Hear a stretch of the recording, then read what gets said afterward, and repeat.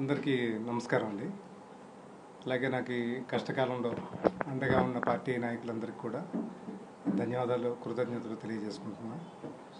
మా పార్టీ అధ్యక్షులు గౌరవ శ్రీ వైఎస్ జగన్మోహన్ రెడ్డి గారు, తర్వాత సజ్జల రామకృష్ణారెడ్డి గారు, శ్రీ పెద్దిరెడ్డి రామచంద్రారెడ్డి గారు, భరత్ అన్న, మిథునన్న, చెవిరెడ్డి భాస్కర్ రెడ్డి గారు, ఇలా తదితర నాయకులంతా చాలా అండదండగా నిలిచారు. ముఖ్యంగా లీగల్ టీం నుంచి పొన్నవూరు సుధాకర్ రెడ్డి గారు, సీనియర్ లాయర్, మన మాజీ ఎంపీ, చిత్తూరు మాజీ ఎంపీ, అలాగే లీగల్ సెల్ అధ్యక్షులు Manohar Reddy and working president Sudarshan Reddy, and అందరికన్నా ఈ కేసును దగ్గర నుండి చూసిన సుగుణ కుమార్ రెడ్డి, వీళ్ళందరూ కూడా ధన్యవాదాలు తెలియజేస్తున్నాను.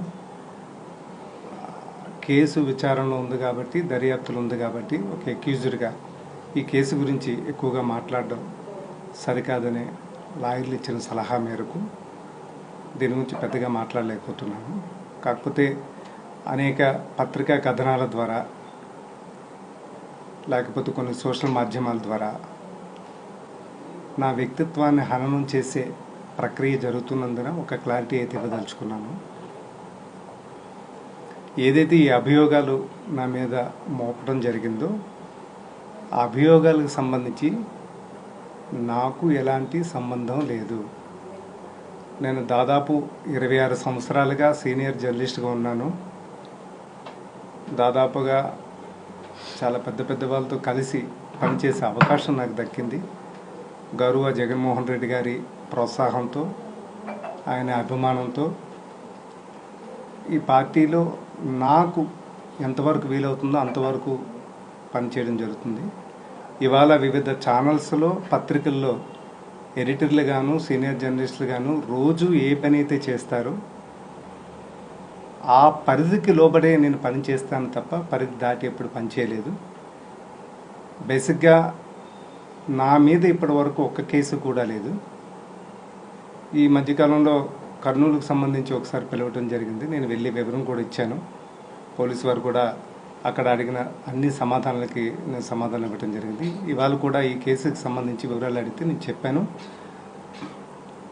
నా నిర్దోషిత్వాన్ని నిరూపించుకోవటానికి వాళ్ళు అడిగిన అన్ని రకాల సమాచారం ఇవ్వడానికి నేను సిద్ధంగా ఉన్నానని చెప్పాను. స్పష్టత ఏంటంటే, ఏదైతే అభియోగాలు ఎదుర్కొంటున్న పోస్టింగ్ ఉందో ఆ పోస్టింగ్ తయారీలో కానీ, దాన్ని ఇతరులకు పంపించడంలో కానీ, లేదా దాన్ని నేను పోస్ట్ చేయటం కానీ, ఈ 3 పనులు కూడా నేను చేయలేదండి. ఈ పనే కాదు, ఎప్పుడు కూడా చేయలేదు.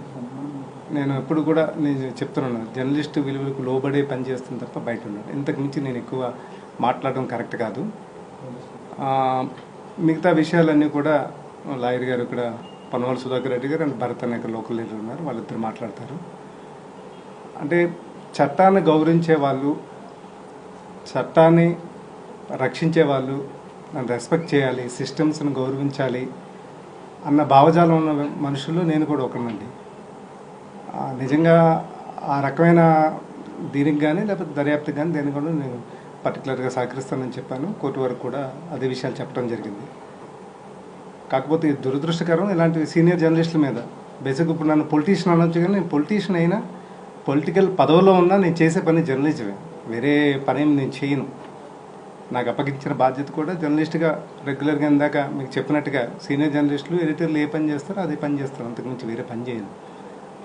సో జర్నలిస్టుని ఇలా వేధించడం అనేది కరెక్ట్ కాదు. ముఖ్యంగా ఉత్తరాంధ్ర ప్రాంతం నుంచి, వెనుకబడ్డ ప్రాంతం నుంచి వచ్చిన మాలాంటి వాళ్ళకి ఎవరో ఒకరు పైకి లాగుతుంటారు. ఇప్పుడు ఏ దశాబ్దానికో, లేకపోతే ఏ శతాబ్దానికో, ఏ అర్ధ శతాబ్దానికో ఒక నాయకుడు మాలాంటి వాళ్ళని ఏమన్నా గుర్తించి పైకి లాగుతున్నప్పుడు మాలాంటి వాళ్ళని ఇట్లా హెరాస్ చేయడం అనేది ఇబ్బందికరంగా ఉంది. సో నేను ఆత్మవిశ్వాసంతో ఉన్నాను, ధైర్యంగా ఉన్నాను. ఎందుకంటే జగన్ గారి వెనకాతలు నడిచినప్పుడు ఆయన శ్వాస తగిలినా, ఆయన మాట విన్నా, ఆయన దేహం పక్కన నడిచినా చాలు. ధైర్యం లేనివాడికి ధైర్యం వస్తుంది, ధైర్యం ఉన్నవాడి ధైర్యం మరింత రెట్టింపు అవుతుంది. దీన్ని బలంగా నమ్మి మేము అడుగేస్తాం. ఎప్పుడు కూడా తప్పులు చేయాల్సిన అవసరం మాకు లేదు. దయచేసి వ్యక్తిత్వ హననం చేయడానికి ప్రయత్నించేవాళ్ళు ఎవరైనా సరే, నా మీద కథనాలు రాయాలనుకున్న వాళ్ళు, ఏదైనా సరే నాకు సంబంధించి వివరణ అడిగితే నేను ఖచ్చితంగా చెప్తాను. దానికి సంబంధించి మరోసారి క్లారిటీ ఇస్తున్నాను. ఆ పోస్ట్ను తయారు చేయడంలో కానీ, ఫార్వర్డ్ చేయడంలో కానీ లేకపోతే పోస్ట్ చేయడంలో కానీ, ఈ 3 కూడా నా పనుల కిందకి రావు, నేను చేయలేదు.